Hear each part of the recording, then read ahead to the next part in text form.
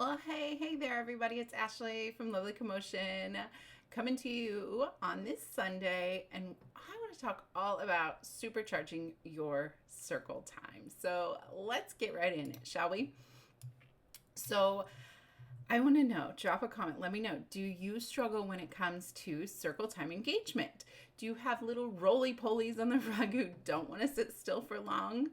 Let me know because I definitely did when I first went from the first grade realm into the preschool realm. It was kind of like, oh my, lots of little bodies, lots of little movements, right? I had forgotten that kind of difference between those age groups. And so definitely still struggle sometimes with engagement and have found that I have to maybe make some modifications and some changes to what I do to accommodate that. So while routine and consistency is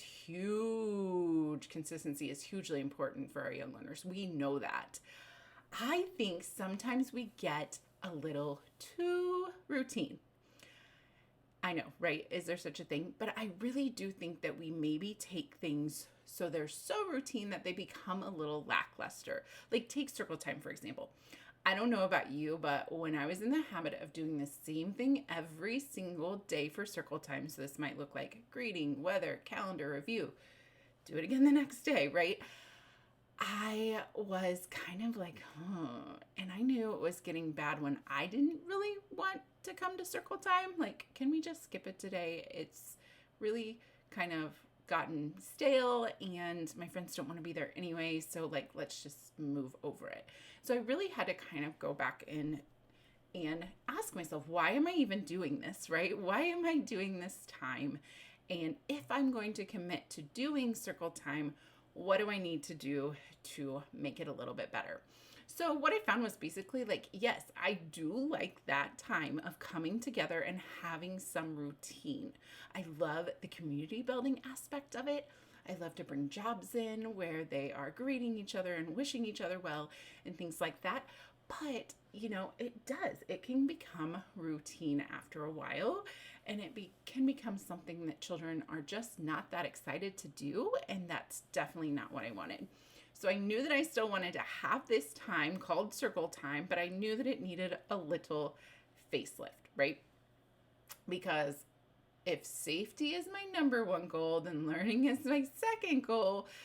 When they're rolling around on the rug and like playing with their shoes, got their feet in the air, poking a friend, and so many random things, that's just not helpful. And something needs to change if those things are happening, right? It might be with me, but it might be with our routine. It might be what's going on, right? So it might need a facelift. So that's kind of where I approach it from. But how do you like keep something routine without it being so routine, right? Like that's kind of what I asked myself. Like I want it to be familiar. I want it to have some aspects of being routine, but I don't want it to be so routine that it's like, oh, here we go again. It's literally the same thing every day for the entire year. So I just started trying a couple things, and what seemed to work the best was putting newness inside the existing routine. So, like, for example, while we could still do that whole greeting, weather, counting on the calendar, all that stuff, I could make it a little bit new by adding in student participation, right? So I could let children lead those things. And then I can change up which children lead those things, right? Some other just really simple things we've done to change up some of those, more mundane things that we still like to do.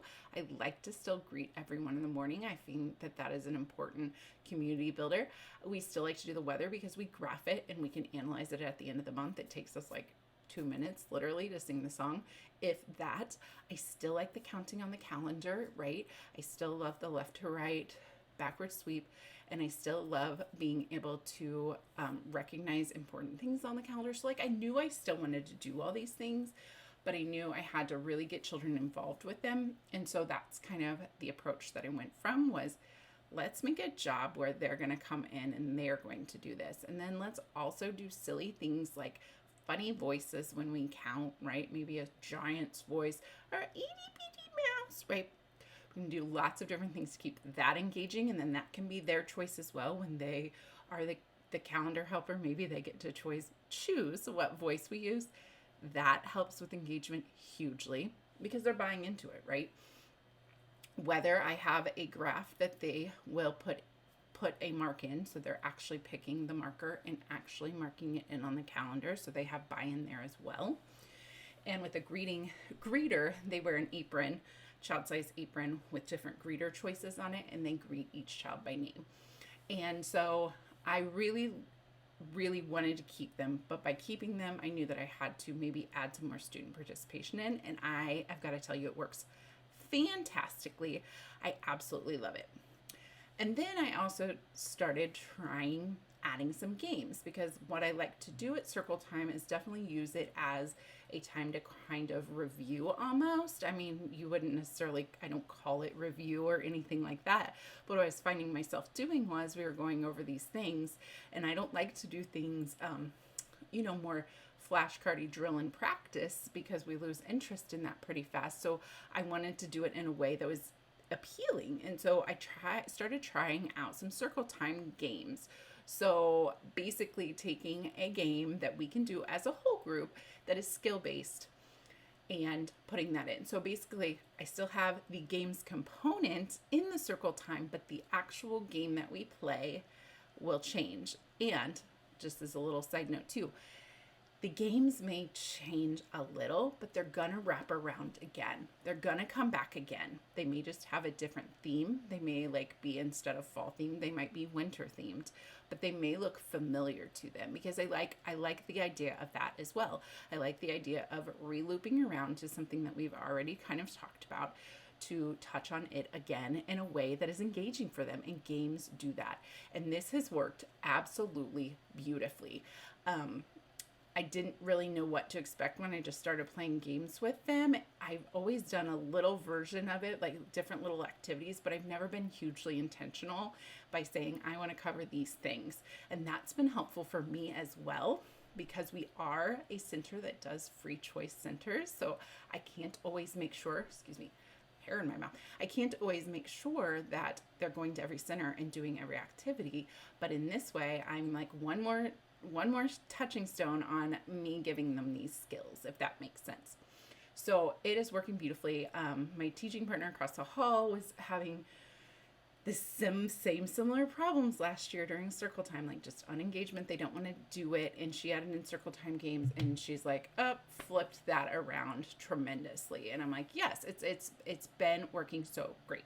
So I do have circle time games in my TPT store, if that's something you're kind of wanting to just take off your plate and not have to worry about. I have them made, but it can be so simple, right? They can be simple little games that you play as a class, but you're touching on those skills and you're still keeping engaging, because they don't know what game we're going to play that day, right? The routine is still the same of greeter, this game, but they don't know what game it's going to be. So that has super helped too, by just adding a little newness inside of there. Another thing I really like to do is I like to take classroom jobs, and I like to take those times during circle time. So like we for the first month too, we do a well wisher. And so it is a really fun little wand. It's basically just, and I really probably need to show you guys how to make these, because it's so super easy. Little dowel rod with some ribbons on top. And so they go around, and we're practicing learning each other's names. So it's, over their head, have a great day. And then they say that child's name. And we're just really working on speaking kindly and acknowledging every student in our class. So love to do that. But as you can imagine, after, a month or so, or even less than that, if you're there 5 days a week, that might become a little boring for them, and they might be ready to move on. And so what I like to do with my classroom jobs is take that out and put something else in that we could do at circle time. So for example, I might take that out and I might put in a news reporter.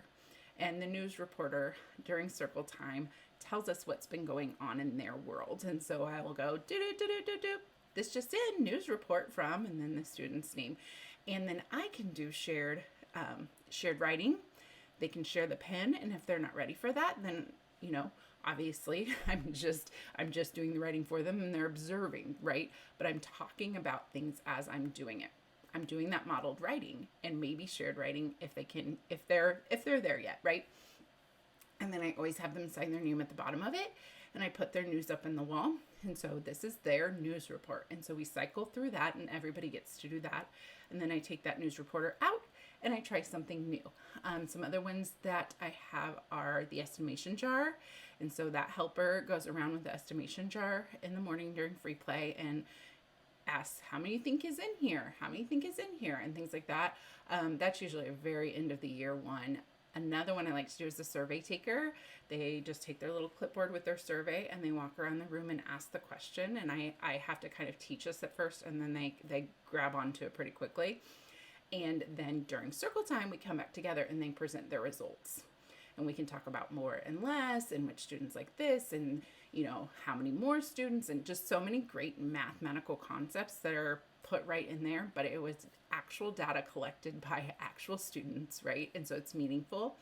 And I have that buy-in from them because they were the survey takers, right? They were the participants. So there are some ideas for you just to really kind of supercharge that time and kind of think about it in a new way by adding a little newness inside what's already the routine. So I'm hoping that was helpful. And if you are looking for it, I have my classroom jobs in my TPT store that kind of lay out what every job it is. They have all the icons and any of the printables or anything that you may need, like for the greeter apron and for the surveys and things like that you may need to implement that. But I have been doing a job circle time kind of mesh for quite a while. Granted, not all of them, right? I still have a line leader, I still have a light helper, so all of them don't mesh into circle time. That might make my circle time be way too long, but it has been a beautiful thing to kind of bring those together. And I change out my jobs daily, every day. So every child has a job every day. And I know for many of you that sounds like, whoa, she's crazy. It's really not hard at all. Not hard at all. And it works beautifully. So I have that in there as well. So I'll put links to both the classroom jobs and the circle time games up there for you in this video description. But let me know. Drop me a comment. Do you have ideas to bring a little newness to your circle time? What do you already do that you feel like helps kind of combat that very routine feeling of maybe getting stale in your circle time? Like, what do you already do? Or maybe even what did this maybe inspire you and go, oh, I could try this. That's a great idea. I'm going to take it this way. Please leave a comment. I absolutely love collaborating with other teachers. I truly, honestly think that the best ideas come from the teacher next door. And so the more that we can share with each other, the more that we can grow too. So I would absolutely love to hear your ideas. So thank you again for joining me. And I hope this helped you maybe come up with some ideas to supercharge your circle time and keep it from getting stale. All right, y'all. I will see you next week. Bye-bye.